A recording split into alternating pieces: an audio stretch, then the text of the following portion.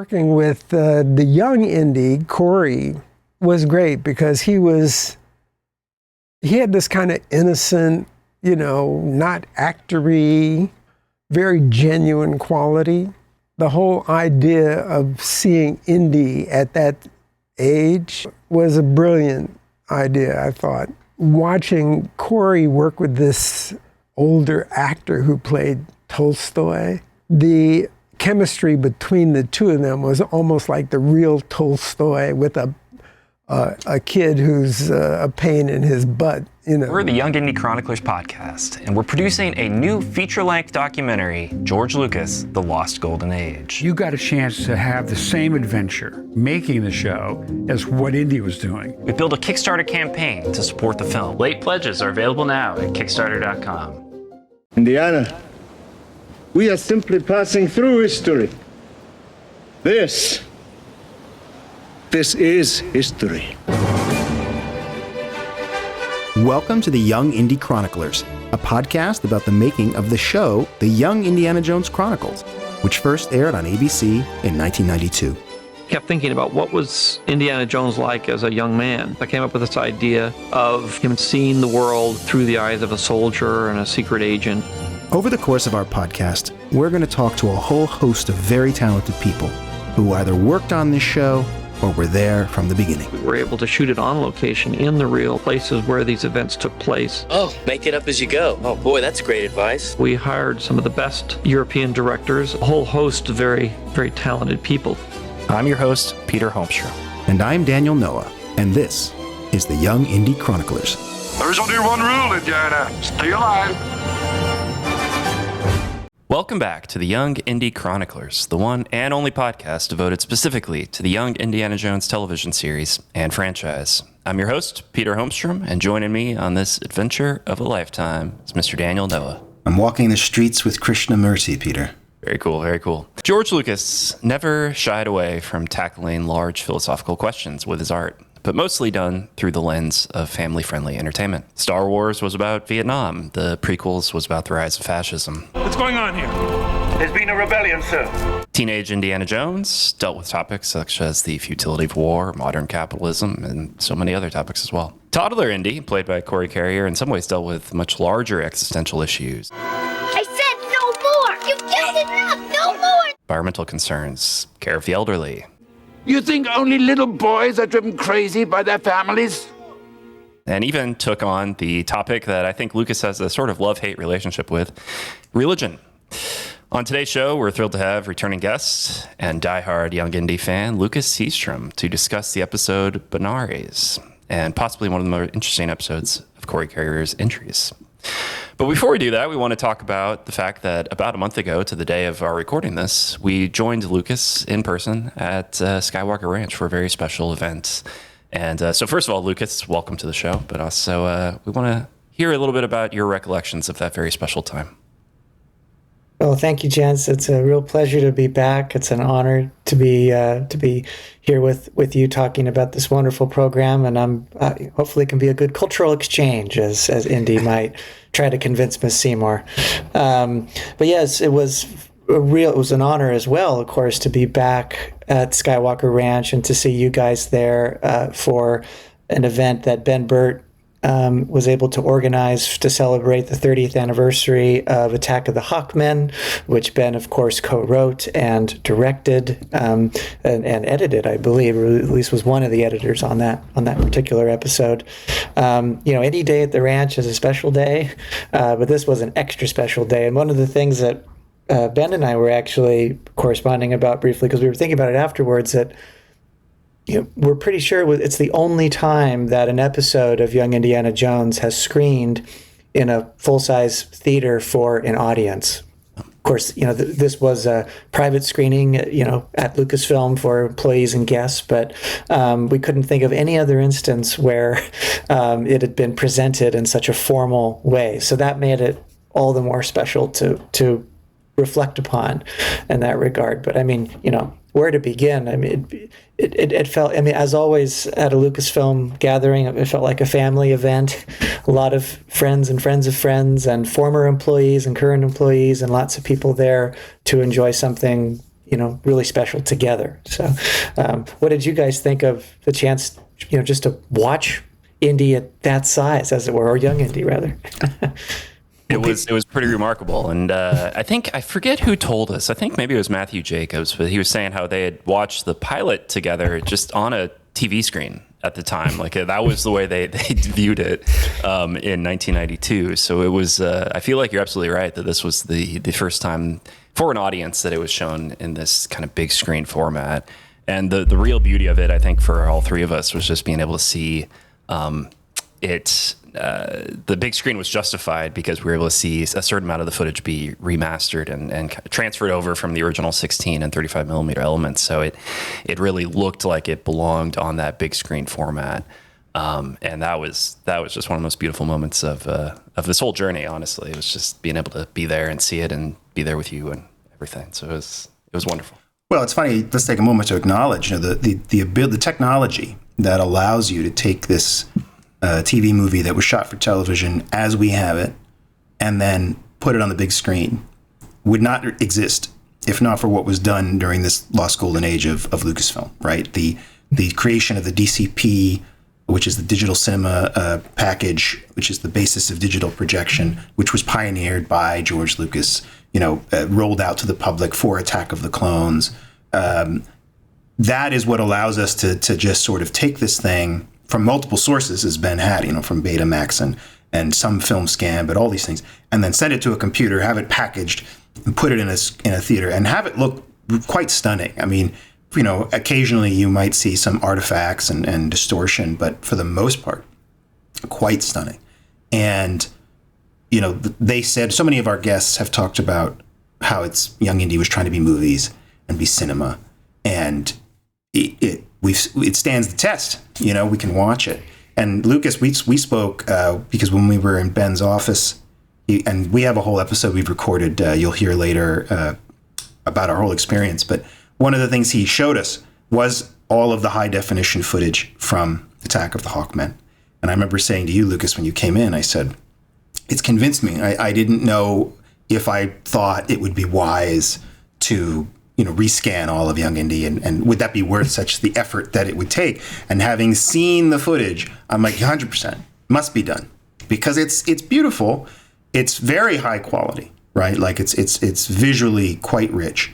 And it was in fact, blocked and shot and staged in such a way that it would hold up, not just on the big screen, but in widescreen, on plasma screen, and all the ways that we watch cinema now. So I'm 100% on board. And maybe, as the company goes on and different, things change, if there was ever any interest, at the very least, let me make a PowerPoint, let me make a presentation of like, okay, here's what we feel like would need to be done to sort of do this justice, and here are the steps. And, then we can go to someone who's done this for a cost analysis. But like, it doesn't have to be, the craziest thing that's ever been done. I was really taken. Oh, forgive me. I was just taken with the size of the frame from the Super 16 millimeter, because it's a wider aspect ratio, and that emphasized the cinematic quality that you guys speak to, and it's also the format that American Graffiti was shot in by by coincidence, and the vibrancy of that film and how it continues to last for the format that it is even. And also the score, because we were watching it in the Stag Theater, the best theater in the world for Skywalker sound. And I believe that this was a Lawrence Rosenthal score. It was McNeely for this one? Yeah. Forgive me. I didn't mean to get those mixed up. But just to hear the scope of the sound mix and the score together in such a special room was really gratifying. And, it is one of the more action-packed, visual effects intensive episodes of the series. So all of that really added up to the cinematic power of this show. Absolutely. Just being able to hear the surround sound aspect to it, that was really special. Like, I kept looking over my shoulder. I thought people were talking in the theater, and it's like, no, that's just the episode playing. And it was very interesting to hear that, and the scope, the cinematic quality of it all was never more apparent than when we were there and watching it. And that was just very special. And it was special to see it with an audience of great people, of Lucasfilm luminaries, and to be able to hear Ben talk about it and be really proud of it, to this day. I mean, that's I think one of the more special things. It feels like everyone who worked on the show is just still very, very proud of what they did. And that's something that, for a lot of people in Hollywood, they don't get those opportunities. They don't get those things they can look back on fondly. So it was very special for that. But Lucas, you were there like working, so that must have been fun for you too, to be able to.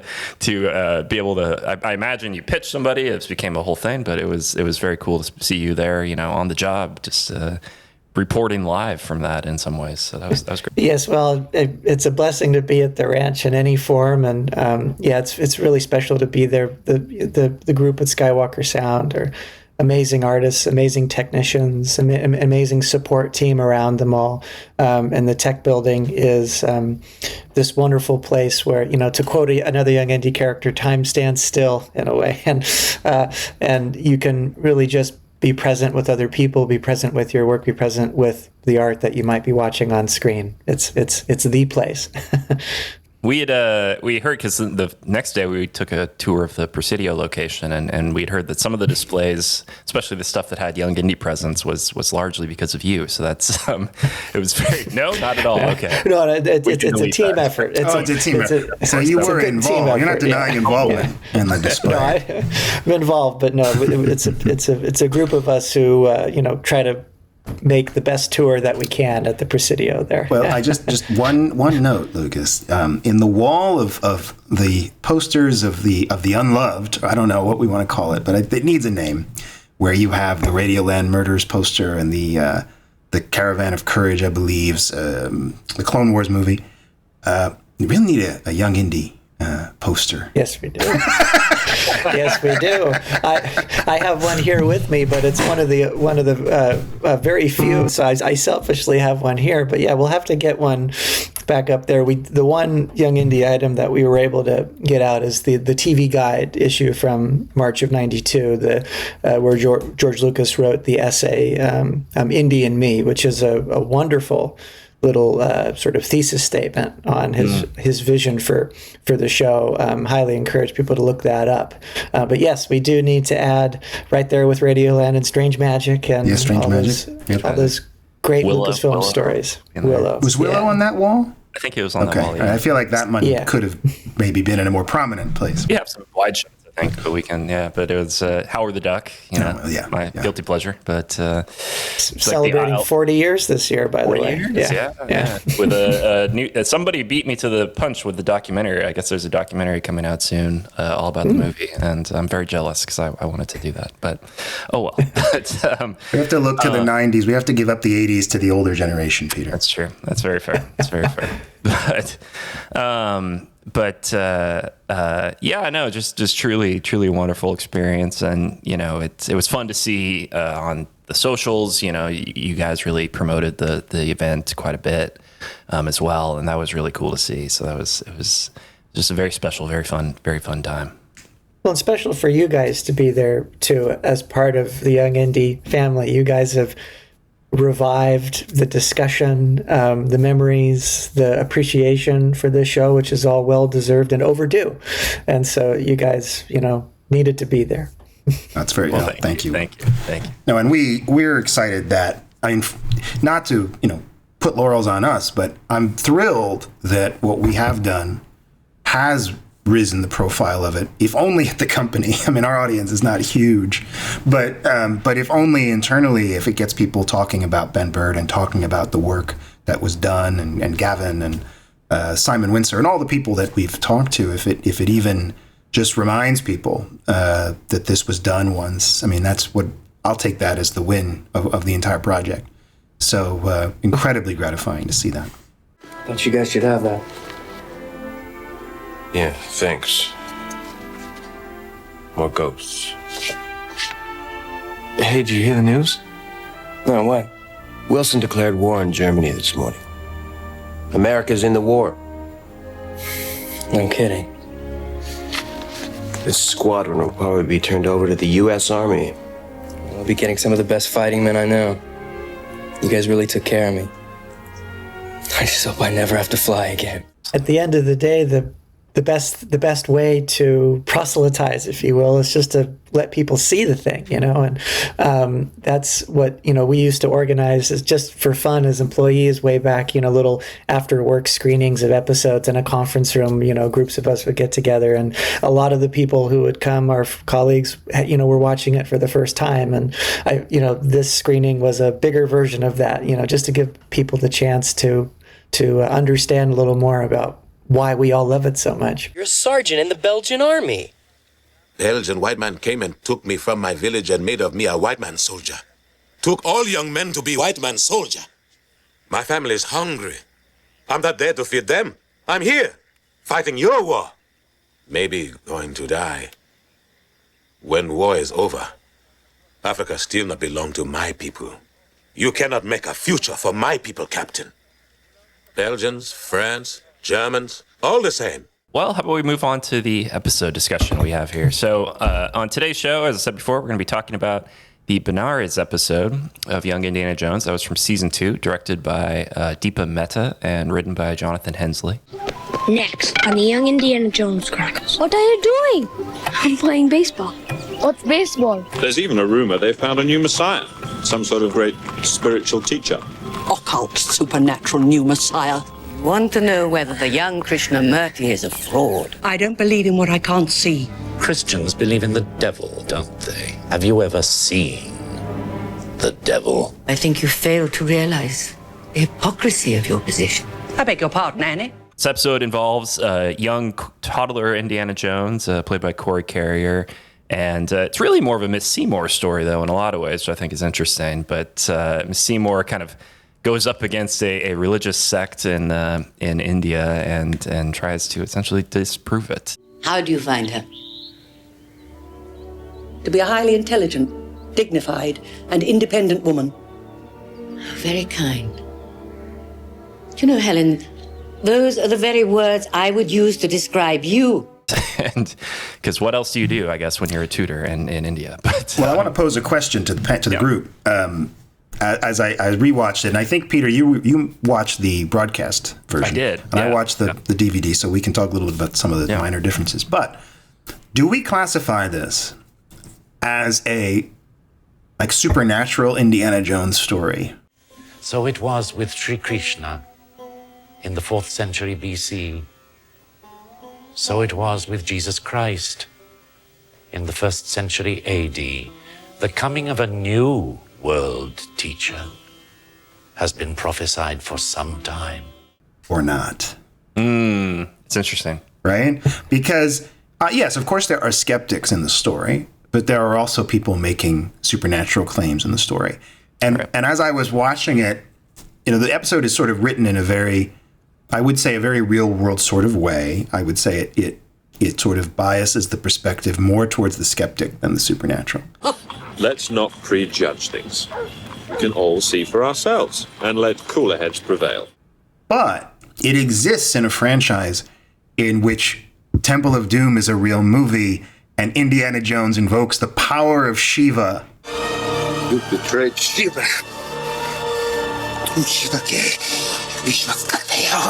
You betrayed Shiva.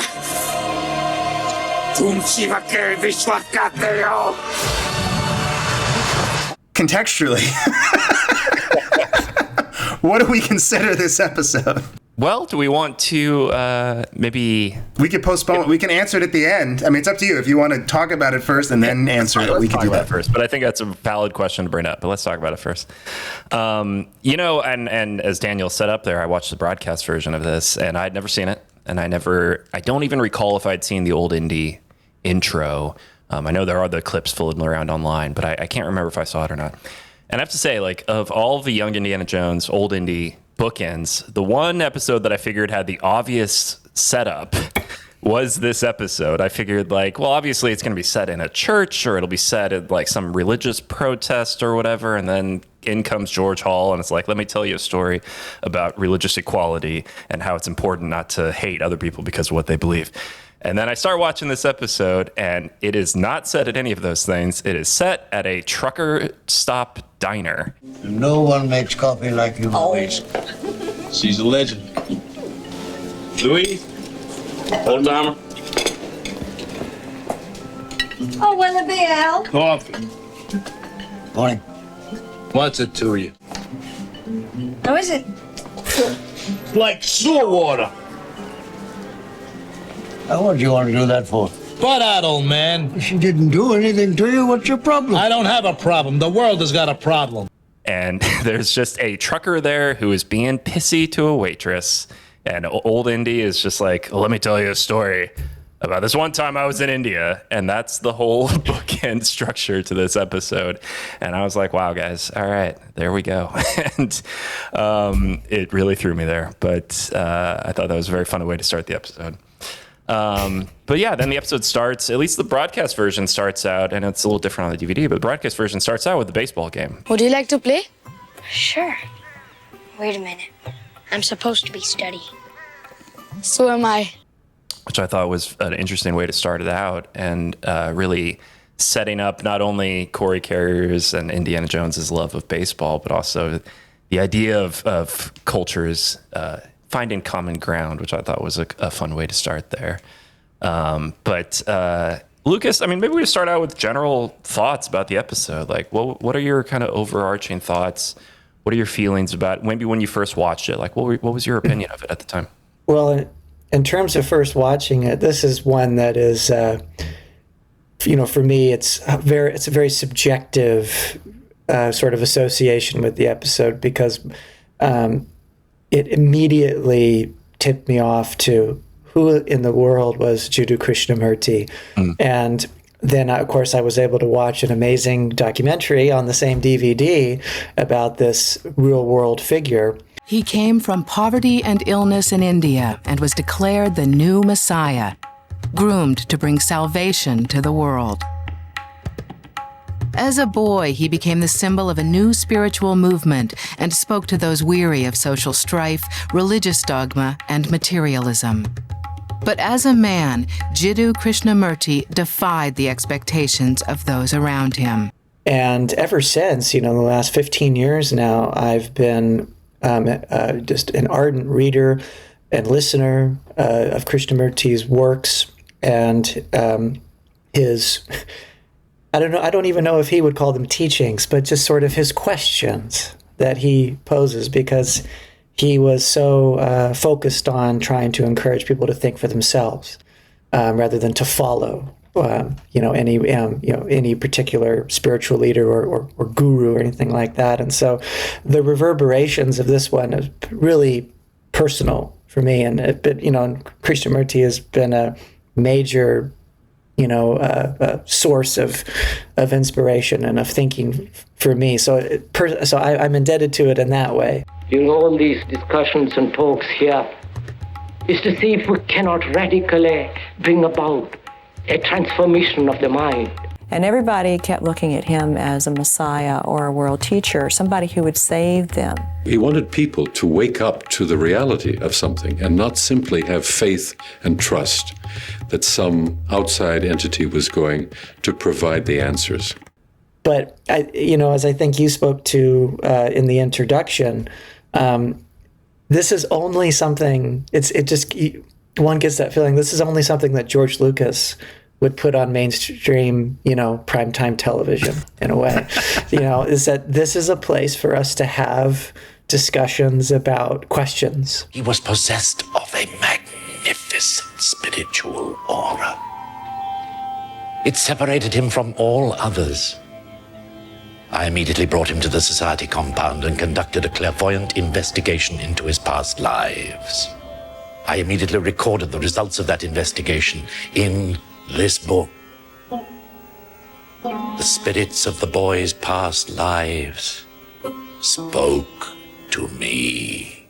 About questions that we all share, that we all explore in different ways all around the world. And it's in that respect, it's at the heart of the vision for Young Indy, of exploring these things and not even necessarily finding answers, but for, beginning a journey with the questions. Yeah, I think it's an interesting choice to have it centered around the I'm going to mispronounce this a lot, guys, I'm sorry, but the Theosophical Society. So it's a religious movement that was started in 1875 in New York City, founders Helena Blavatsky and Henry Steele Olcott, as well as a William Judge. But it's an interesting religious movement because it's basically over. Like, there's not really any theosophical practitioners today, which is rare, I feel like, in a lot of religious movements, especially some of the more newer ones. You still find little pockets or whatever scattered around, but this is almost completely done, which I think it's kind of a safe ground for Lucas to have gone into. He's not going to get sued over it. But it was also kind of an interesting time. And I don't know, I might be drawing too much. I might be connecting dots that aren't there. But when we look back in like the early 90s, this was still very much near to kind of the time in the 80s where you'd have a lot of the Satanic Panic was very popular. There's a lot of like religious movements that were making very firm and kind of stoking fires of mass hysteria in American culture. And I do wonder if that was on Lucas's mind when he was developing this idea of just like, religions aren't all that different, but also like maybe they're all, fake too. So well, who can say? But I will say, I think there may have been some Satanic Panic, but I also think Indian spiritualism, going as far back as the 60s, was quite popular in the U.S. and Europe and other parts of the world. And I also think that you mentioned the Theosophical Society sort of no longer really existing, and I think that's only because Krishnamurti, sort of repudiated his own status, right? So, like, if any other religious movement, in the last few hundred years, whether it's the Mormons or the Scientologists or, any of these big groups, you don't have a founder or a founding figure, right? A key figure who comes out in his youth, and is like, nope, not true, don't follow me, right? And I think that act explains why Lucas would read his writings and find, benefit there, because a person who can eschew power and influence and essentially tell people, don't worship me, is a very special kind of human being. Again, circling back to the claims that were made, right? It's like, okay, you said this guy was a special world teacher, a spiritual being of some kind, and this person is in fact possessed with the quality to tell people, don't give me your money, don't follow me, don't worship me like a god. And that's kind of interesting. I mean, there's something about that maybe does circle to what, and I'll cut in clips from Comic-Con because Lucas talked about this there, this idea that maybe there's something happening there and you're sort of, maybe you're missing a part of it or you're circling it in the wrong way, but there's something here beyond just the flim-flam, right? Beyond just, we conned you, we set up a thing and we got your money now, right? When George Lucas was in junior college in Modesto, famously, he took courses in humanities and was exposed to the works of Joseph Campbell for the first time, who was a comparative mythologist and a student of comparative religion, which is really what this episode, in terms of its subject matter, is an introductory course in comparative religion. And it's interesting. I couldn't know or tell you if George Lucas is aware of this connection, but Krishnamurti and Joseph Campbell were friends as young men. Oh. And they met by coincidence on a transatlantic voyage in 1924, I think, when as Krishnamurti was emerging a bit as a celebrity, but Campbell wasn't aware of that yet, and Campbell was still a student in those days. He was still quite a ways from becoming the published, academic that he became famous for. But it's just interesting that even here, the layers of inspiration and influences overlap with each other in a way. And if I may go back briefly to your point, Peter, about the bookends for this, that I certainly follow your logic. If you would think that maybe they put it in a church or something, but I think also considering what has already been discussed, that Krishnamurti, a lot of what he discussed was about going beyond a traditional organized religious thought or institutions, as it were. That the idea of finding a simple connection in a truck stop diner is something that is emblematic, maybe on one level, of some of the questions that Krishnamurti posed, and how we connect and have compassion for each other. So it's on another level. It's a really interesting choice for the bookends. 1929, in front of 3,000 members of the society, Krishnamurti renounced his membership. For the next 50 years, he gave talks all over the world telling people that God is in all of us, and that above all else, we should be kind to one another. Just something to think about. See you later. Yeah, see you later. No, and it's it's a very interesting episode too, because it really gives Miss Seymour the most to do, I think, out of all the episodes that she's in. She's really she's basically the A storyline of this narrative, and in the DVD version it kind of becomes a little more balanced with Indy, but in the original broadcast version she's very much the one leading the charge, and Indy goes on this kind of educational, like, let me learn about religions journey, which is still very interesting. Helen, you must open yourself to spiritual experiences, or you'll miss so much. Helen Seymour is the one who has the mystery and the I'm gonna investigate and find out what's really going on here. Very interesting too, though, is that they never stipulate that she's an atheist. She is still a very devout Christian, but she's in some ways so aloof about her belief in Christianity that she can kind of be critical of other religions in its own way, which I think adds to that very interesting final scene where she is listening to Krishnamurti kind of tell Indy about how, like, all religions have merit, and also, you shouldn't blindly follow any of them. And she's almost humbled by that exchange. Who is God? God is not a Buddhist, or Hindu, or a Muslim, or a Christian, or a Jew. God is in every person and in every living thing. There is one thing that all religions say, that God is compassion. God is love. So that's why you showed me all those different religions, isn't it?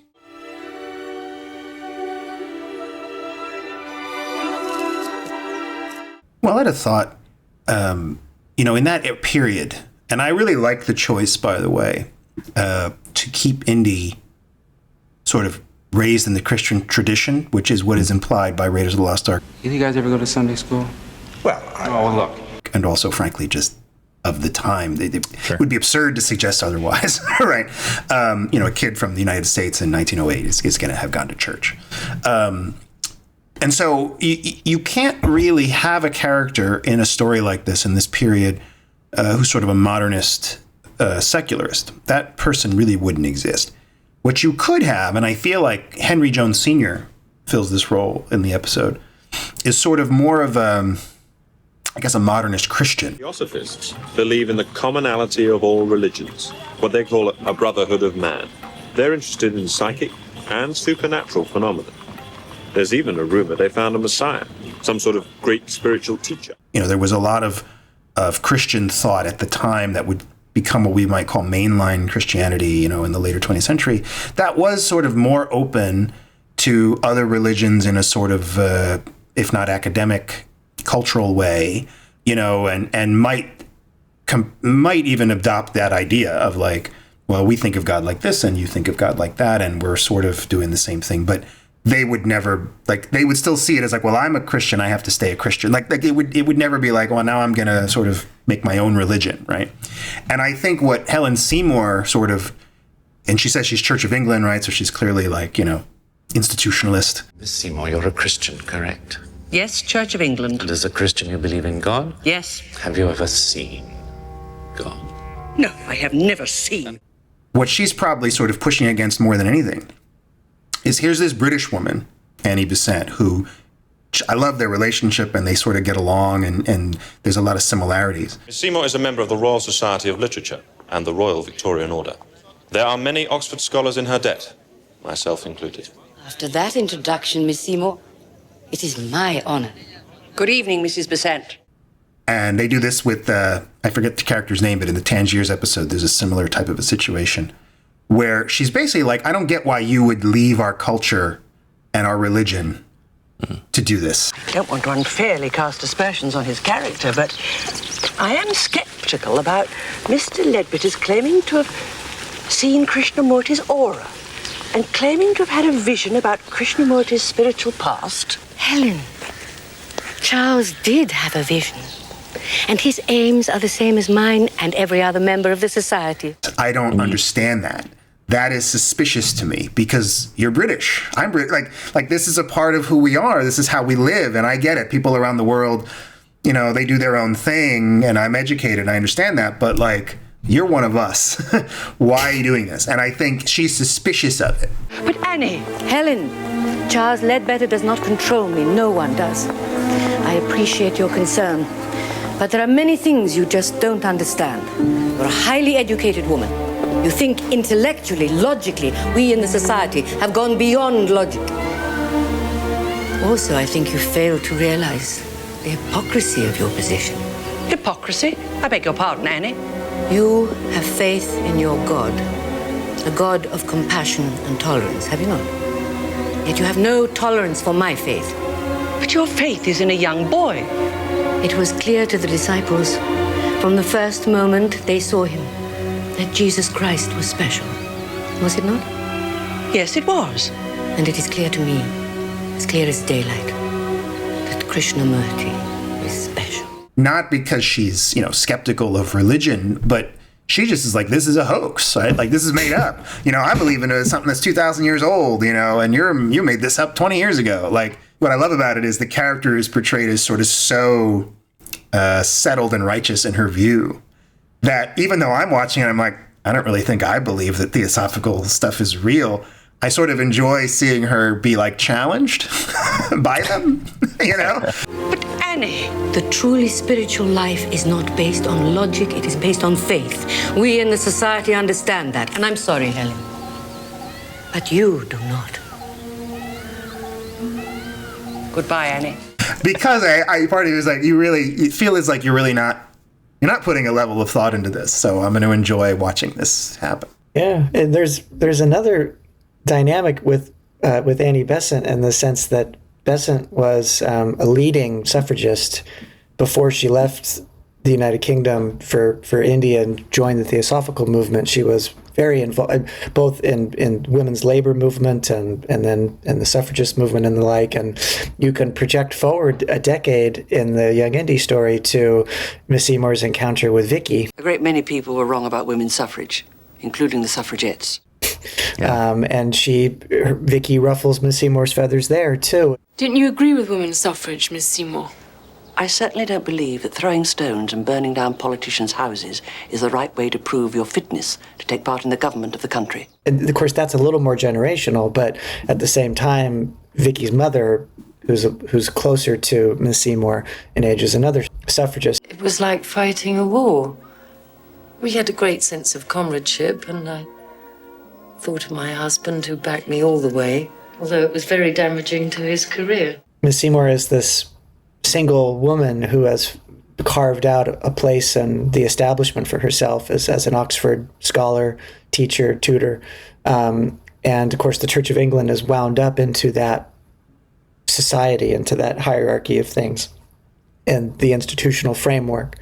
And, but as you say, Danny, Theosophy subverts that, it challenges it in a way, but Miss Seymour is still a very curious and skeptical person when it comes to academics, and she's not going to take things at face value if she can inquire about it. On the contrary, I believe in quite a number of things.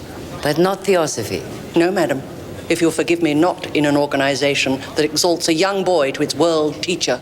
So it's fun to see her go. And also, I as an aside, really, I love her relationship with Indy in this story, which we don't get a lot of, but there's still a little bit of the, she goes out and finds him at the baseball game and, brings him back. But there's a softness to their dynamic at this point. I was learning culture. You were doing nothing of the kind. You were playing baseball. That's right. It was a cultural exchange. A cultural exchange is the transmission from one population or community to another of the totality of its behavior patterns, arts, beliefs, and institutions. One would have to agree that the flogging of a small sphere with a bat is not a cultural exchange. They've been together for, a year plus at this stage, traveling the world. They've gotten through their initial, head-to-head phase, where they're at odds with each other all the time. And there's a little bit more compassion and forgiveness and understanding between the two of them, where they can joke a little bit. Oh, so you've learned cricket. Maybe you have learned a thing or two today. It hasn't been a total waste. But they taught me how to play cricket. Really? You learned how to play cricket? The pitcher's called the bowler and a curveball's called a googly. Well, you did learn some cricket. Perhaps the afternoon wasn't a waste after all. Although it does make me think that of that scene, to Daniel's point, how she's so dismissive of baseball. She's like, this is a waste of time. I hate it. So you wasted up. But then as soon as he mentions cricket, she's like, a gentleman's sport. No, but it's a very interesting episode. And, again, to the point that the Theosophical Society has largely been forgotten. It's a period of history that most people wouldn't be aware of. It was talking about a time and a religious movement that was very popular. It was quite a movement in its heyday, but has since faded away. So it's a really interesting choice. And so let's talk a bit about kind of Indy's journey on this. He befriends, what is essentially the second coming. What is your name? Well, my parents call me Henry, but you can call me Indy. Jiddu Krishnamurti. The world teacher is the term there. I think what's so interesting is looking at Indy as also just a kid on this big adventure of a journey who is challenged to learn about the world, but also is still wanting just to be a kid and play baseball. I think it's a really interesting and fun pairing for the two of them. It reminded me, some of the scenes with him, especially when they're walking through the city and they're meeting people, kind of remind me of Ben-Hur. Judah, let me explain something to you. Something you may not know. The Emperor is watching us. At this moment, he watches the East. This is my great opportunity, Judah, and yours too. If I can bring order into Judea, I can have any post I want, and you'll rise with me, I promise. And do you know where it can end? Rome! And again, it's where the story, or the film, at least stylistically, lends some credence to this idea of this being a very special person. There's the scene when, I don't know if the guy is teasing Indy, but when it's like he's going to take his bike, and Krishnamurti, I think he says something to him, but Children. But like he kind of just looks at him again, kind of like Ben-Hur, and just like in Ben-Hur when like the Roman guard looks, guilty and I said no water for him. And walks away, like this guy just sort of looks ashamed and lets go of the bike, right? And it's like implying that there's some quality to him that moves people internally, right? And look, again, I think we've seen that. I don't think that that doesn't exist in people. I think we've seen, and I don't know that can be explained scientifically, rationally, right? Maybe it can. Again, I thought it was interesting that the show, it does two things interesting. It depicts him that way.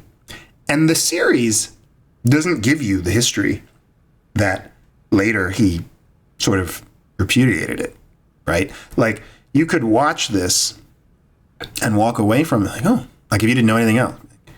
I wonder what happened to him. I wonder if he did, change the, like, I don't know. It's just, the narrative is so focused on the present moment.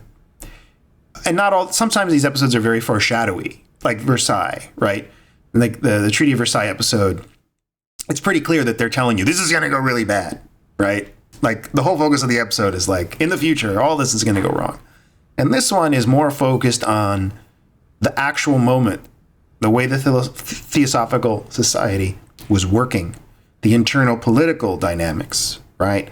All of that without a view to where it was all going to go. It's a very present tense episode. Not all of especially the young Indy episodes are that way. It's actually, not to derail us, but for a long time, and it may still be, this was my favorite of the young, the little kid Indy episodes, for a lot of the reasons we're talking about, sort of the substance of it, the way it's directed, and the way it executes the story.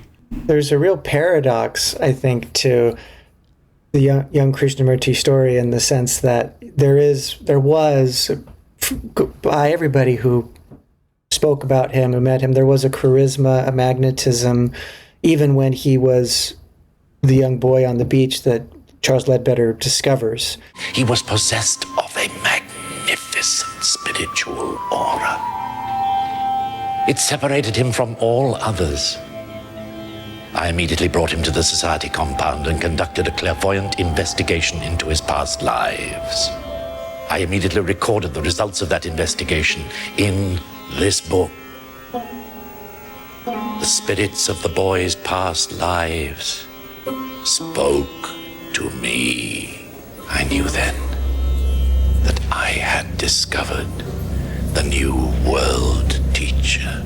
Now, whether or not you believe that Leadbeater had this clairvoyant, ability and was able to view some sort of aura, that's one thing aside, but you can't argue with the fact that he affected people. And that's to go back to your question, Daniel, your sort of thematic question of, is this supernatural or not?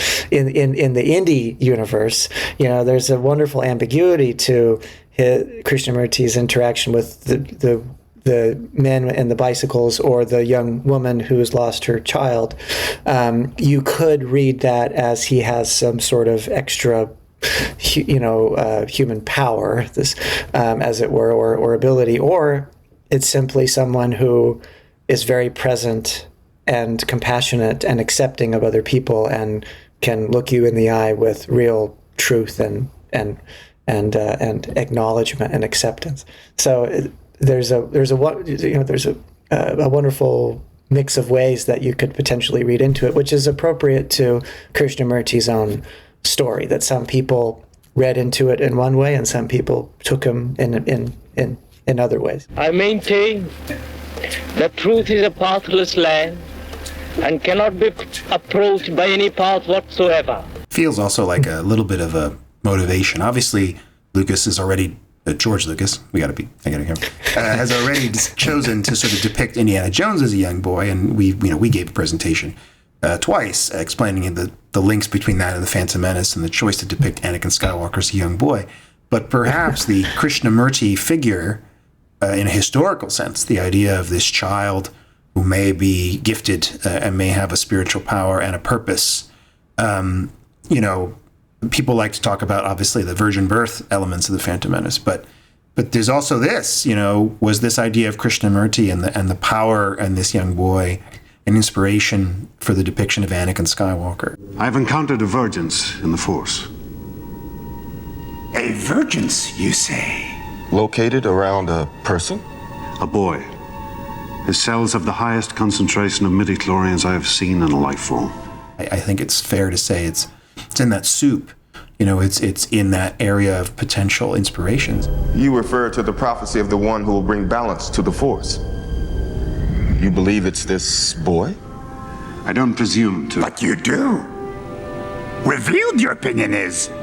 I request the boy be tested, Master. The episode itself, again, in a special way, and maybe this is Deepa Mehta's direction, really brings out the character of Krishnamurti in a profound way that, I love the Picasso episode, but, it's madcap comedy, right? I love seeing Teddy Roosevelt, but, he's not fully formed as a character. Even Tolstoy is, again, these are all great episodes, but Krishnamurti, you walk away from this one with sort of a profound sense of the person's significance. You've asked me questions, which I would not answer. Is what they say true? Are you a god? No. I'm not a god. But they say that you're this great spiritual leader. Why? Because they're searching for someone to lead them to God. Can't you? No. No person can lead another to God. each in a search for God, alone. And it's not really playing as a joke, right? It's playing dramatically. Well, I think it's a person that you're very curious about, like what happened to them after the fact, where they went. Lucas, it seems like you've done a fair amount of research into him and his life. Like what did happen to him after this obviously true adventure? Yeah. Well, again, it's interesting of how, they do adapt the origin story, if you will, of Krishnamurti's discovery by the Theosophists rather loyally.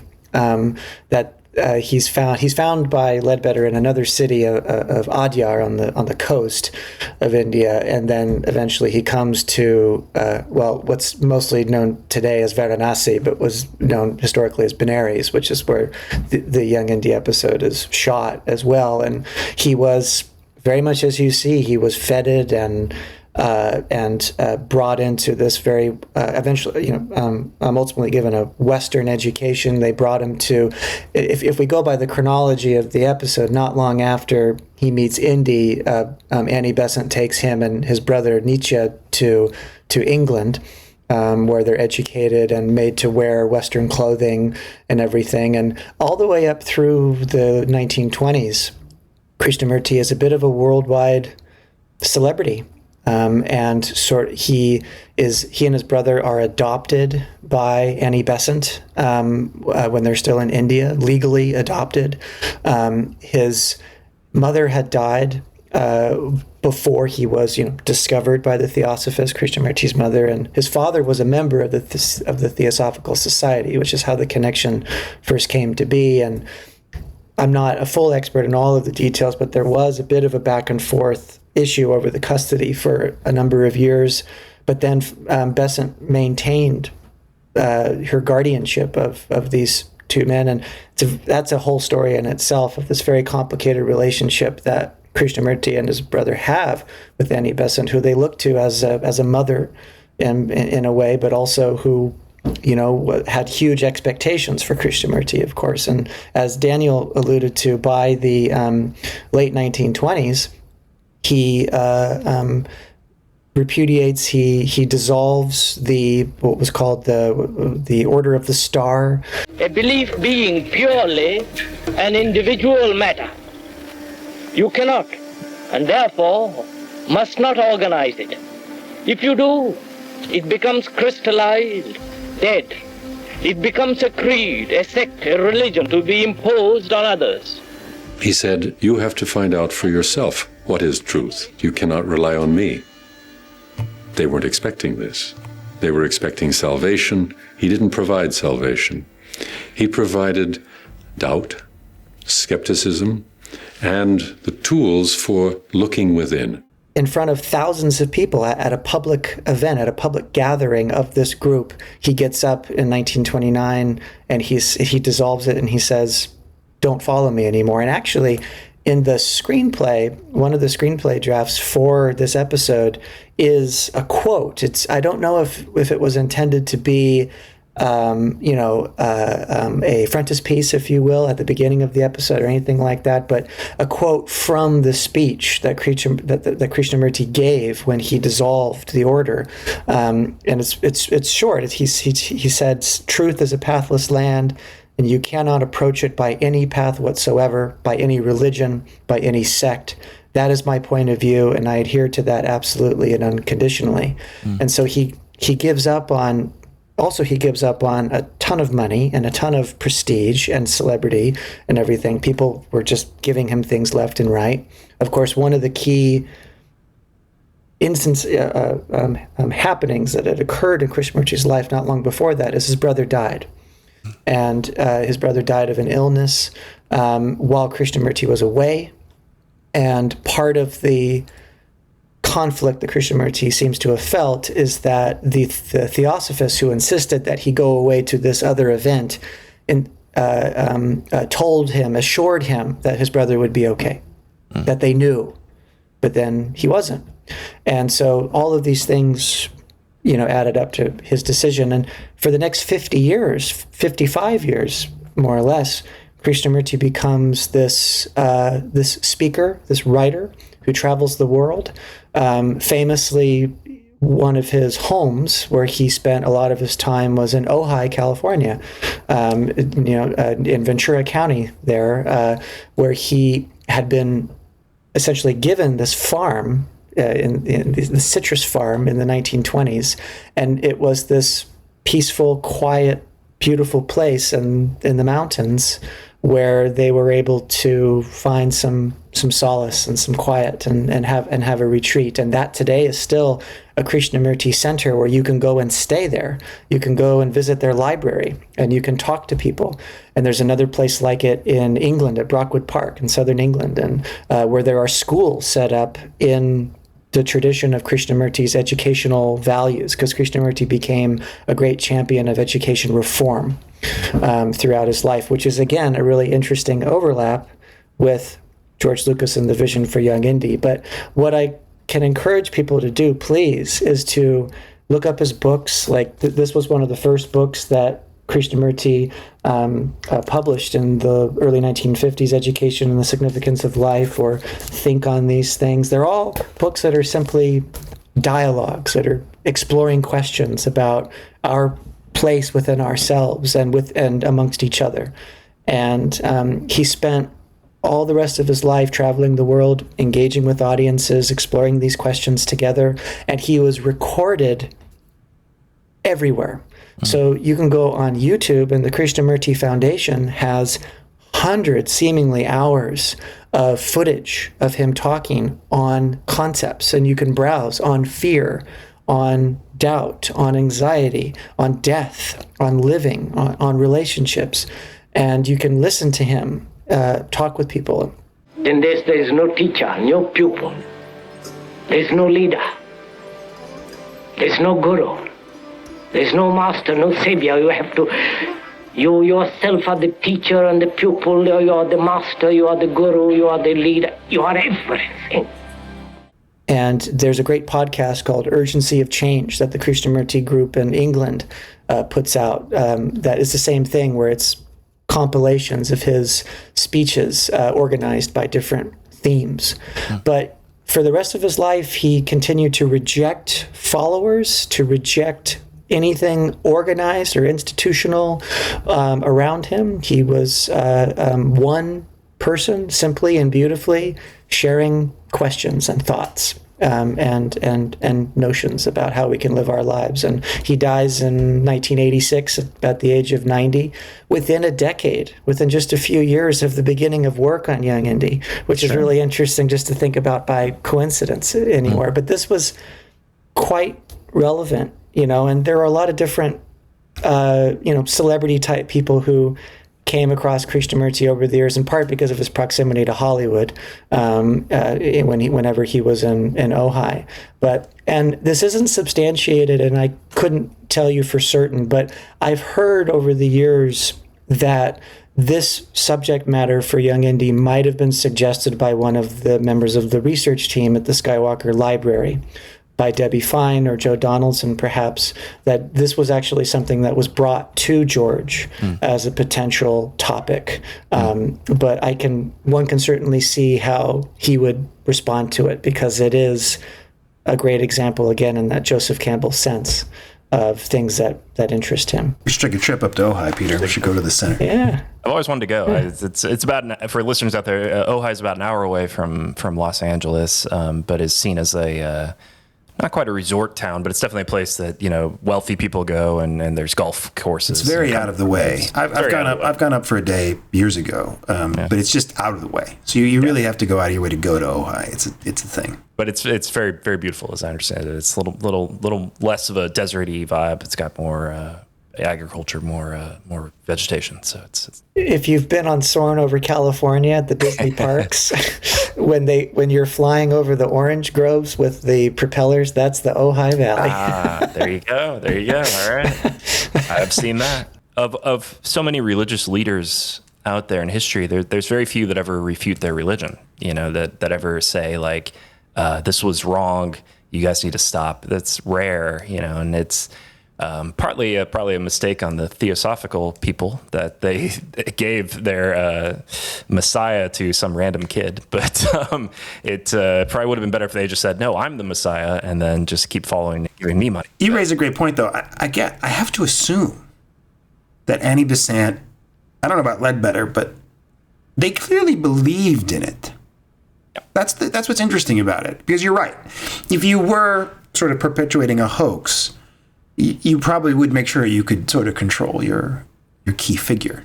But clearly, some of these people really did believe he was something, or they believed in the tenets of this religion, which is really hard because it's gone. And so there's nobody here today who can sort of make their case for like why their religion is true, right? Like at best, you might be able to read some writings from the time where, you could try to describe it, but I would really love to have been able to hear from somebody sort of in the first person, like, what did you believe about this? And I don't, because I'm even watching the episode, I'm not 100% clear on like the tenets of their faith. Annie Besant, I love how this part, like she believes in free love. They say that, and they don't touch on it ever again. Like, okay, like when she was younger, she's practicing it now. She's a believer in free love, and she's a socialist and an atheist.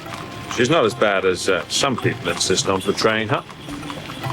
Well, she certainly seems to have a bad reputation. Yes, she does. But so do many people who, how shall I put it, go against the grain. Other than that, there's really not a lot of talk of like, other than this idea of the stages of the world teachers, which is not that different from, other religions believe, for example, that, Abraham, Moses, Jesus, Muhammad all sort of are messengers of a joint heritage, right? Like, so that itself is not unique to the Theosophical Society. But I would be fascinated, again, like, I hate to get, I don't want to say this in a political context, but you think of modern movements like QAnon, or you think of these things that are powerful, that people believe, they probably wouldn't describe them as religion, right? If you were to ask them, they may have other religions, people believe things. But these movements certainly have a power unto themselves. As much as they have leaders who may, give direction and whatever, the successful ones, the powerful ones, tend to have dogmas or ideologies, things of belief that the people perpetuate themselves. And that's what makes them powerful, right? And so maybe in the case of, what's really, you say with Krishnamurti is he's not just saying, I disagree or whatever. He's actually telling you, stop, don't worship me, right? End this, stop. So now if you're one of these people and you want to believe, you're in this conflict of like, well, I believe the guy I believe in is telling me not to believe. I could try to go on believing, but then how do I reconcile? It's like in Dune Part 2 when he's like, of course he denies he's the Lisan al-Gaib, as the Lisan al-Gaib would deny. I'm not the Mahdi. I'm not here to lead.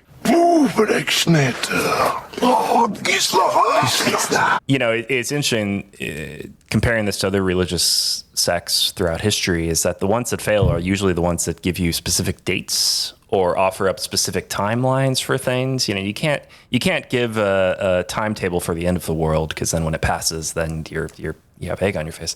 But here was another one where it's like the early Theosophical movement postulated this idea of a world teacher was coming. But then in a way, it almost sets up the like, well, when?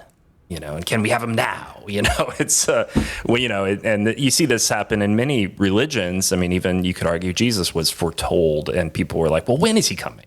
Can he come like right now? I want him like right now. And then even the second coming was, people were, even in the Bible, they talk about how like, it'll be here in like a generation or two. Like he'll come back. But then, here we are now. Yes. I am coming soon.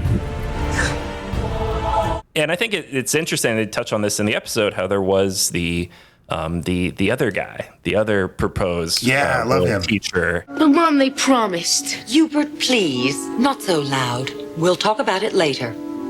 Come on, honey. Who's the Hubert Van Hook. I just love Herbert. I just love his name is Herbert, and I love that he looks like a little Babe Ruth. She said I was going to be the new world teacher. She said it was prophesied. But then what happened?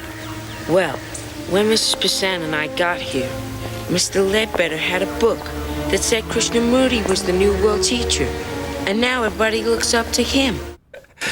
And he's got like a thick American accent. And in a way that almost sets up kind of an arms race, you could argue, amongst these higher ups in the Theosophical movement of just like, well, you have this guy, and then that means because you found him, you're kind of the second most important person here. So I'm actually going to find another one, and this one's obviously the real one, you know, and it creates an interesting dynamic where they kind of fell into picking world teachers when, you know, they didn't realize how that might affect them in 20 years or so when these world teachers grow up and start having personalities. And he was a real person. Not to burst the Herbert bubble, but I think it was Hubert Van Hook. Actually, yeah, sorry. But I haven't read too deeply into his story, but you could go on one of the Krishnamurti Foundation websites, and there's a picture of Krishnamurti, Hubert, and Nietzsche, and it looks almost, you know, right out of, the set of Young Indy in a way. But there's an interesting irony to Krishnamurti's story. I feel that maybe Leadbeater was actually onto something and how he and everyone else responded to this boy. Maybe not in the literal clairvoyant way that they thought, but Krishnamurti did turn out to be, you know, of course, I think going by what I've read and listened to from him, he would have hated a statement like this, but someone who made waves, who made an impact, who made a difference in the lives of other people. He would probably say that I'm not important.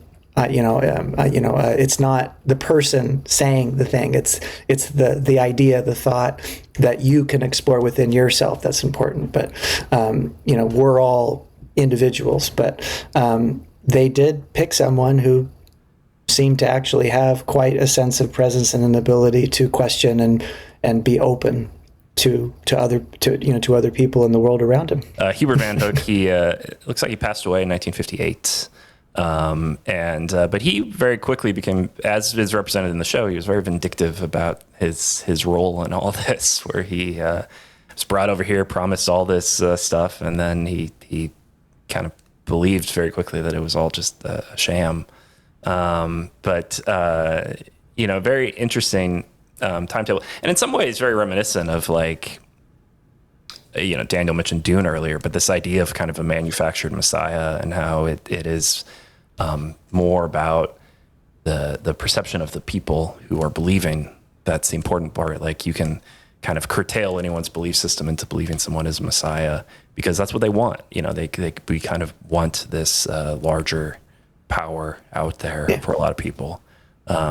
It's interesting topic of conversation.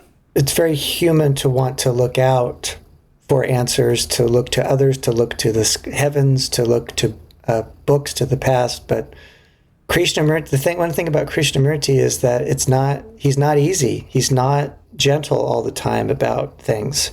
He's very, very clear. I mean, honestly, it's a silly analogy on one level, but we're all Lucasfilm fans. There's a Yoda quality to, Yoda doesn't pull any punches, but he tells you the truth very clearly, to the point, sometimes too clearly that it goes right over your head. The fear of loss is a path to the dark side. Unexpected this is. And unfortunate. Unfortunate that I know the truth. Like Luke Skywalker or something. And you gotta, watch a guy pull an X-Wing out of a swamp to learn the lesson all over again. That is why you fail. But, it's interesting given that, how much people associate Indiana Jones with religion. The movies are almost exclusively, with the exception of the fourth and the fifth one, but they deal a lot with religion. Would you be more comfortable opening the Ark in Berlin for your Führer? Finding out only then if the sacred pieces of the Covenant are inside? Knowing only then whether you have accomplished your mission and obtained the one true Ark. And at its core, to have Young Indy, I think a lot of people maybe were expecting that to be more of like every week he's going to deal with some religious artifact or whatever. And And instead, this is more or less the only example where he's directly interacting with religion in the show itself. Interesting choice, and we've talked about this in the past too, how like Henry Jones, Professor Henry Jones, who later becomes obsessed with the Holy Grail, was never actually mentioned there's no Holy Grail mentions in Young Indy. So it's an interesting choice, and one that maybe would have been addressed had the show kept going, but doubly so interesting if they ever would have come back to this storyline. Would teenage Indy have interacted with Krishnamurti in the teens or in the 20s? Well, you mentioned Henry Jones Sr., who I feel like in the show, in an odd sort of way, especially in the young kid ones, maybe because it's Lloyd Owen, comes across a lot cooler than you'd think the young Henry Jones Sr. would be, which probably makes sense considering he's Harrison Ford's his kid, right? But the other thing about him, watching the show and then watching the movies, one has to assume that whatever the source of his obsession with the Holy Grail is, that it originates on this trip, because it really doesn't seem to be there. And, not that I ever heard of an episode that they were going to do about it, but one could easily imagine an episode where they encounter some writing or some record or something, some indication that would cause him to believe that this could actually be a real thing. And his inquisitiveness in this episode towards the Theosophical Society sets him up as someone who he's not a pure skeptic, right? Like he's inquisitive, he's interested. And so, one could imagine him being interested in the Holy Grail if he were to learn about it. And then perhaps as a result of his wife's illness, becoming more obsessed with it, right? Something that has the power to heal and bring life, which again, you see in Revenge of the Sith. He could actually save people from death. The dark side of the Force is a pathway to many abilities some consider to be unnatural. This idea of, the power to cheat death because of the loss of someone that you love. And I think I learned fairly recently, that Lucas's mother was not always healthy in his youth. Yeah. And that was something that he was probably very familiar with, that idea of sort of wanting a magical cure. What does Indy tell Krishnamurti he wants? I want you to think of something. You want more than anything else in the world. I want to live forever. I want to live forever. And that has reverberations all throughout the rest of Indy's story, the temptation of immortality, of drinking from the Grail, as it were. And I feel like the beautiful, heroic irony of Indy's journey is that by the time he gets to that stage where he might possibly live forever, drink from the cup of Christ, he could give a damn. All he's trying to do is save his dad. And that's a beautiful apotheosis for that kind of a story. Two selfless martyrs. Jesus Christ. That's for blasphemy. The quest for the Grail is not archaeology. It's a race against evil. What do we think about Benares, the city? I think it's interesting now today, maybe because of our 24-hour news cycle, we're so aware of religious tensions. We're so aware of how separate these things are, the world wars that will one day start because of religion or whatever. It's interesting to look back on a time where Benares was a city for all religions. I want to give a quote here from Mark Twain, actually, about the city. He said in 1897, Benares is older than history, older than tradition, older even than legend, and looks twice as old as all of them put together.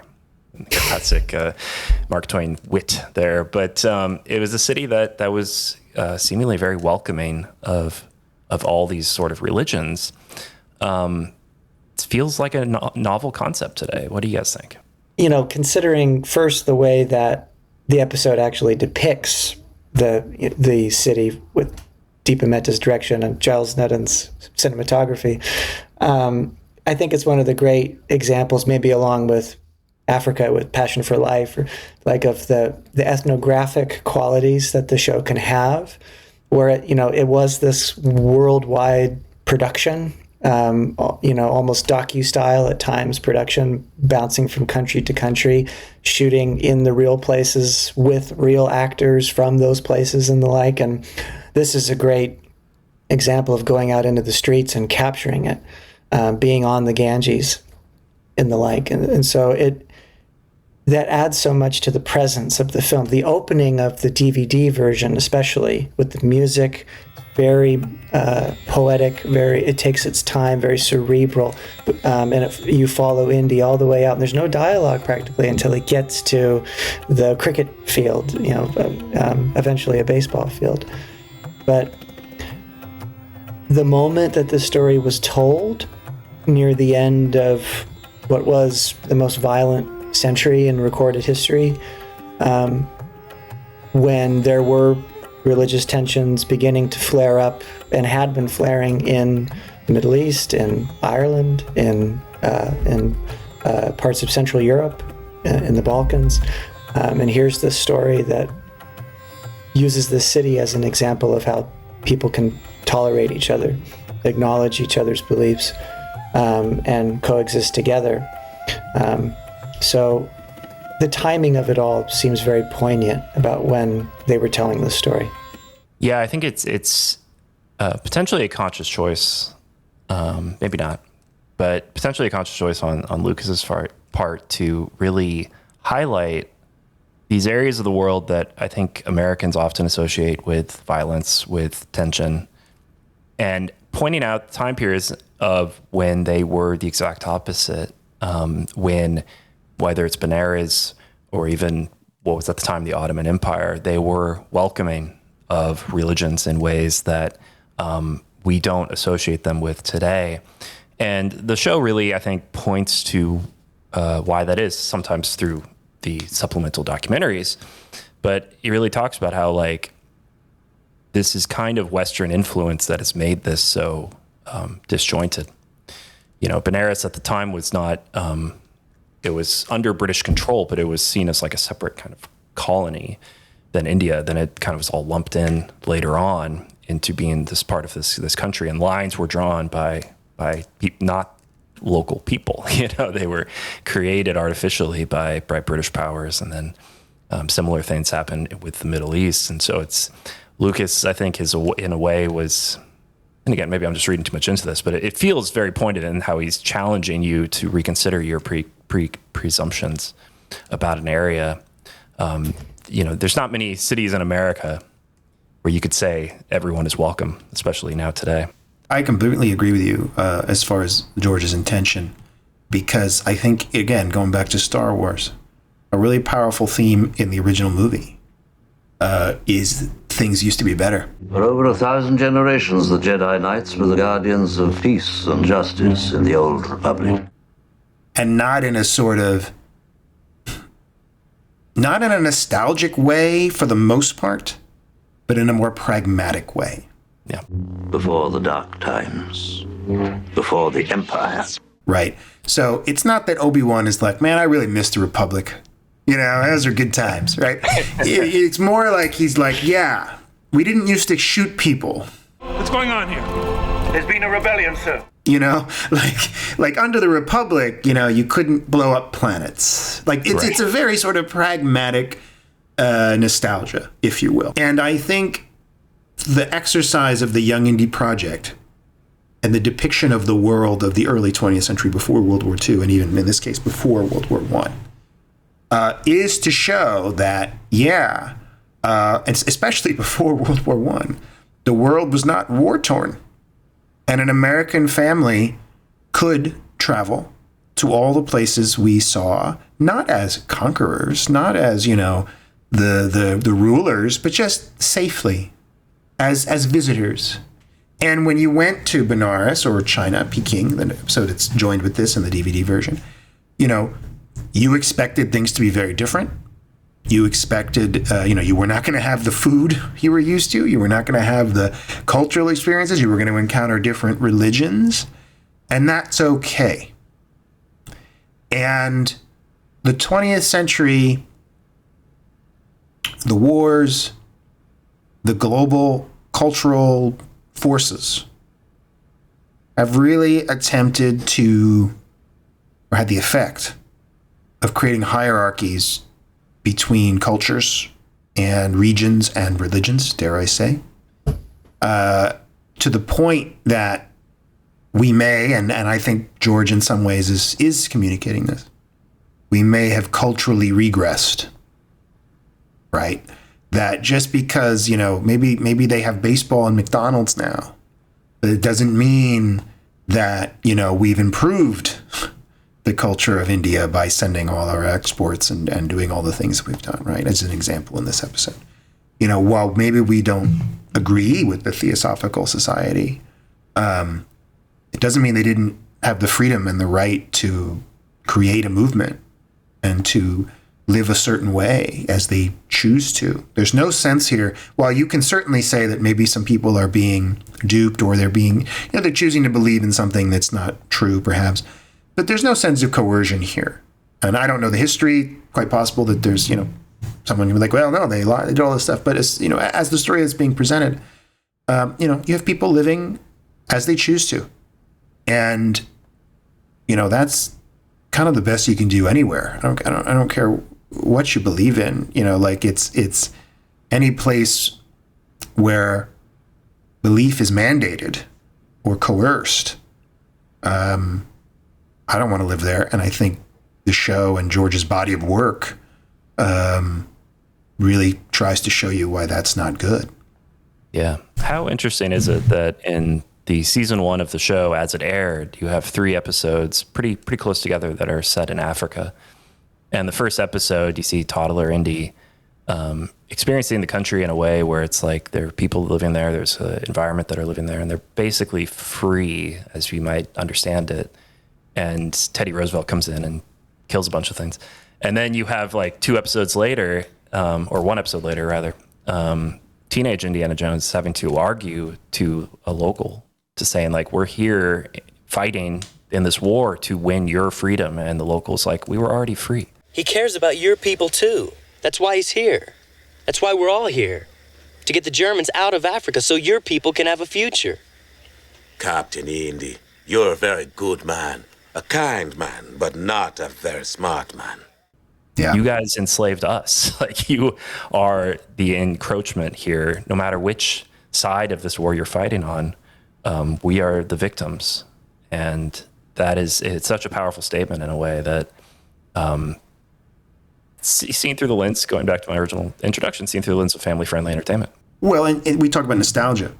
While the show is I think, certainly nostalgic for this period of time in some of the ways we've just discussed, it's not nostalgic for colonialism. And most of the movies you'll see that depict this period or sort of, a period anywhere 30 years before and after this period, maybe unintentionally, are nostalgic for colonialism. Right. Like if you watch Out of Africa, which I think won Best Picture, 1985, and was part of that 80s, we'll call it fascination with Africa. There were a number of very good films in the 80s, Cry Freedom, that are set in the African continent. I have to think that was part of the inspiration for as many episodes as deal with Africa in the series, because it was just something that was in the air. But most of those films, not Cry Freedom, that's Richard Attenborough, but Out of Africa for sure, they're depicting this colonial world in a way that is very nostalgic. It's an odd feeling. Farewell. Men go off to be tested for courage. And if we are tested at all, it's for patience. For doing without. And I'd always known that. You can't watch that movie and not look at Meryl Streep's outfits or costumes and not be like, oh, what a great time. It's just, that's how it's made. That's the purpose of it. And Lucas is just subversive. I'm sorry. I actually think he's one of the most subversive filmmakers out there. He's he hides it in Star Wars and sci-fi, really, but here it's so much more plain, where he's like, no, I'm not going to say that it was really great when, you know, Americans and British people could wear those funny hats and walk around and tell people what to do.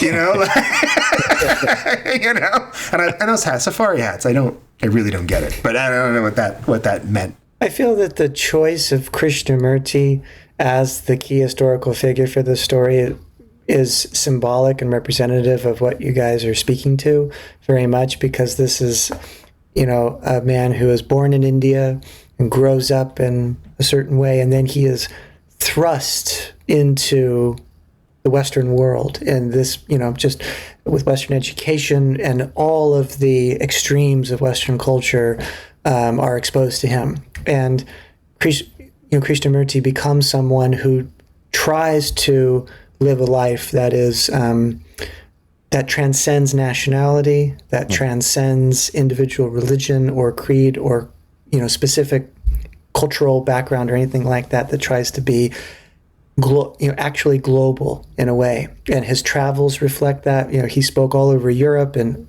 all over India and the United States.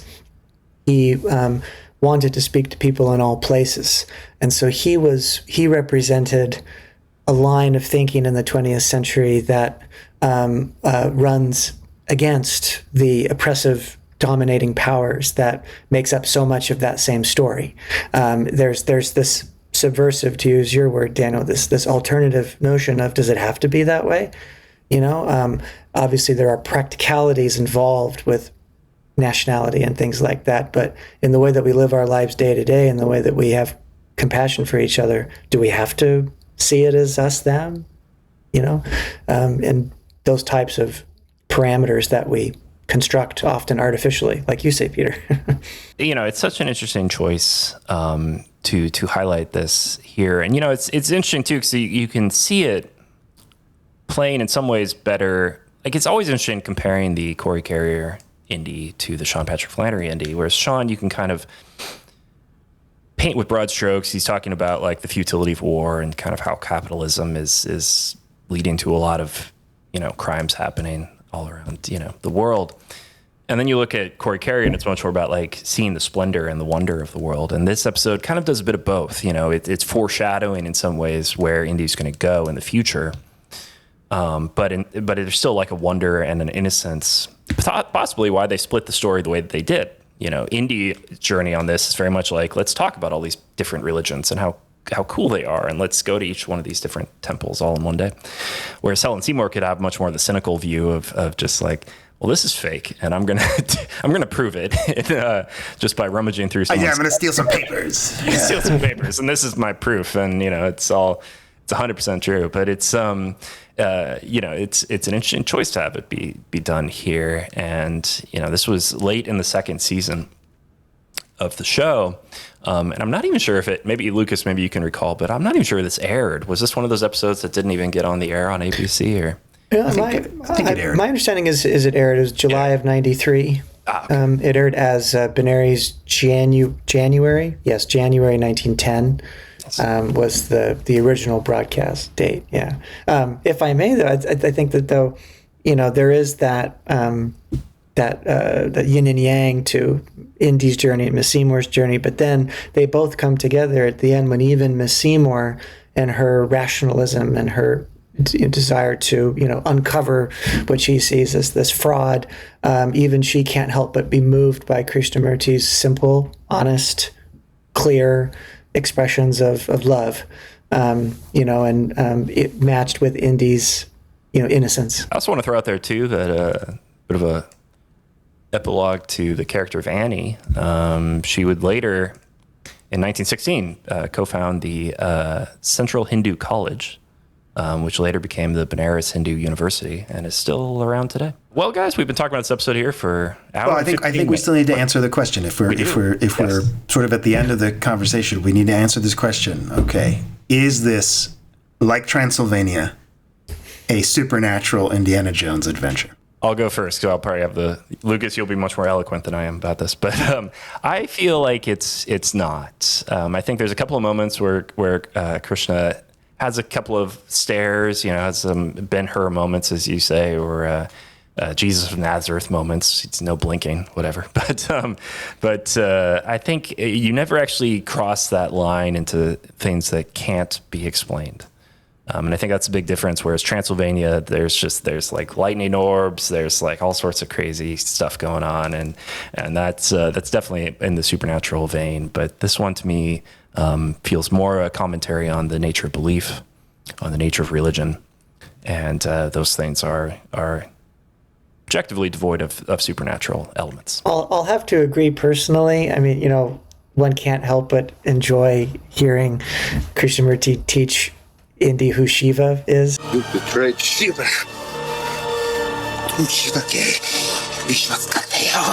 You betrayed Shiva. And then go to Temple of Doom and draw those types of connections and things. But I mean, certainly if we're going to take this historically, I prefer to read it much more, as I was saying before, of just the way that Krishnamurti had a sense of presence with other people, that everyone seemed to have noticed in one degree or another who was around him. Even if you were in a big crowd and heard him speak among thousands of people, there was still something where you almost felt as if he was speaking just to you in a very powerful way. And that's one of the reasons why you can listen to him today and still feel like you're just having a conversation with this very interesting person who's throwing questions out there.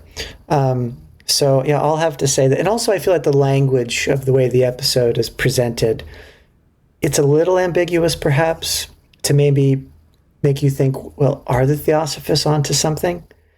But ultimately, I feel that Krishnamurti says it himself in that last conversation that he has with Indy, where Miss Seymour is listening in.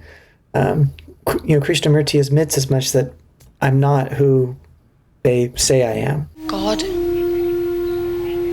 is not a Buddhist or Hindu or a Muslim or a Christian. God is compassion. God is love. So I feel that he might answer that question as well. Well, obviously I can't rationally disagree with you on your point. Excellent points. That being said, I think I would if there's a continuum, and it's 51% supernatural, 49% isn't. I'm going to put it right at that 49%. I'm going to say that, yes, there's nothing supernatural in the episode, but, again, there's nothing to suggest that Indiana Jones knew anything about Hinduism before this episode. So therefore, it's essentially linked to Indiana Jones and the Temple of Doom. And, there are things in that movie that cannot be explained by rationality or science. And I think so by that, it is as a prologue, as an introduction, I think it gets a little bit of a supernatural halo. I would agree with that, I suppose. I would agree with, it's... We'll just add real quick, in the sense of his character, I keep saying compassion all over again, but that's the key thing that Indy comes back to in Temple of Doom, is he's coming out of his grave robber phase, if you will, and he's going on that one of those final stages of the hero's journey into the self, which the temple is the metaphor for, if you read your Campbell, and so in a way, it's a storyline that demonstrates some of the points that Krishnamurti had about go into yourself, rediscover your sense of self and your own humanity, and then bring your compassion outward. And so he can't help but want to save these children, like that maybe remind him of that boy that he was friends with all those years ago. Maybe this should be seen as essential viewing for your Temple of Doom rewatch. Well, Lucas, thanks so much for joining us here today. This was a really wonderful conversation. This episode, truly one of the best. We hope we can get Deepa Mehta on the show at some point. If she's out there listening to us, please, we hope we get you on here someday, because she's very talented. We didn't really talk about her much, but she's a very acclaimed independent filmmaker living in Canada, but is of Indian descent, and directed 2 episodes. The other one we talked about previously with Lucas, so it's all connected in that way. If I may throw in another plug while we're there, please remember to check out the Lucasfilm YouTube channel, where we, as of now, have all 94 historical documentaries available for viewing for free on Lucasfilm YouTube, as well as the 3 one-hour historical lectures with historian and Professor H.W. Brands. including the one on Krishnamurti and Annie Besant and Eastern spirituality. You can find all those there. And also, a brand new thing that is just this week, some exciting news, is that we've officially started our partnership at Lucasfilm with the National World War I Museum and Memorial in Kansas City, Missouri. And we have an educational sort of collaboration underway where professional educators with the museum team are developing original lesson plans based on the Young Indy documentaries. So if you go to lucasfilm.com/young-indy-education, you'll be able to find more information there. But we just this week in January of 2026 released our first lesson plan about the General John J. Pershing documentary from the First World War. So you can find, if you're a teacher out there and want to teach Young Indy material in the classroom, you can find that there too. Well, and if I can just say, it's obviously challenging to get your hands on a copy of Young Indiana Jones if you don't already own it. But if you were able to, in some way, get your hands, whether it's on YouTube or anywhere you could find the episodes, doing a watch in conjunction with the documentaries can be a really rewarding way to experience the series and perhaps a great way to pace it out, because of course, it was only 22 films. You could probably shoot through that pretty quickly, but it's really not the best way to watch the show. It's not really designed for the binge in that way. Instead, one could, and I'm always a big proponent that you don't necessarily have to go in order, but if you make a list of the episodes you want to see and then watch them with the documentaries, it's really going to enrich your experience. And I think really get home what George Lucas was trying to do with the series to begin with, which is create this interactive educational project that for him was sort of realized with the DVD, which was the combination of the episodes and the documentary. So now that they're on YouTube, it's really available to you in a powerful way that that's really never been before, because the DVDs, switch discs, you got to find it, all that can be very, very labor intensive, and having it on YouTube at your fingertips is really great, and so we really recommend that. And that's great to hear too. That the Lucas, with the partnership you just talked about, it's carrying on the great tradition that George set out to do. So that's really wonderful to hear. Really wonderful. So for Daniel and myself, thank you guys so much for being here. Until next time, keep on adventuring. Next time on the Young Indy Chroniclers. We were invited to visit the Skywalker Ranch to see a director's cut of Attack of the Hawkmen. Victor Spinetti, who came today to save us by playing two parts. So Ben was very kind to us and showed us his first cut of the Palestine 1917 episode. And there's a line in the episode that's still there where they say there are spies in the camp, and they never really do anything with that. In this version, this guy is in the canteen and he's watching Indy. That, I think, is basically the intro.